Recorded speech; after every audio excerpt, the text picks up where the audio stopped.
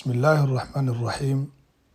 mar walba aad ducaysanaysid oo aad ilaahay subxaanahu watacaala baryaysid ama aad muraadkaada weydiisanaysid waxaad isku daydaa inaad mar walba ka hormarisid erayadan ducadaada islamarkaana aad allah subxaanahu watacaala aa weydiisatid muraadkaada.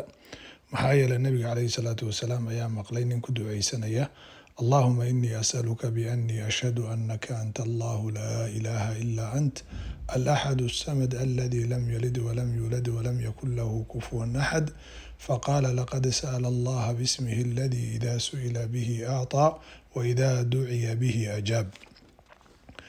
اللهم إني أسألك إلهي وحكو ويدي سنيا بأني أشهد أنك أنت الله لا إله إلا أنت aniga oo qiraya inuusan jirin ilaah xaq lagu caabuda adiga moogiye al-axad as-samad allaha kaliga ah as-samadu sayidka ah ee deeqtoon alladii lam yalid aan wax dhalin walam yuulad isna la dhalin walam yakun lahu kufuwan axad wax lala simana uusan jirin.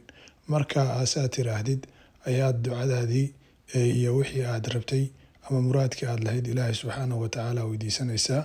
nabiga calayhi salaatu wasalaam wuxuu leeyahay laqad sa'ala allaha bismihi alladii idaa su'ila bihi actaa.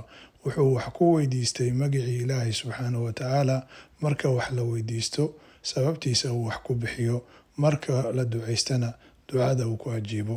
haddaba si uu ilaahay subxaanahu watacaala mar walba ducadaada u aqbalo waxaad barataa oo xifdidaa ducadan. haddaadan af carabi ku aqoonin ama aadan ku xifdinin waxaad ku baran kartaa af soomaali.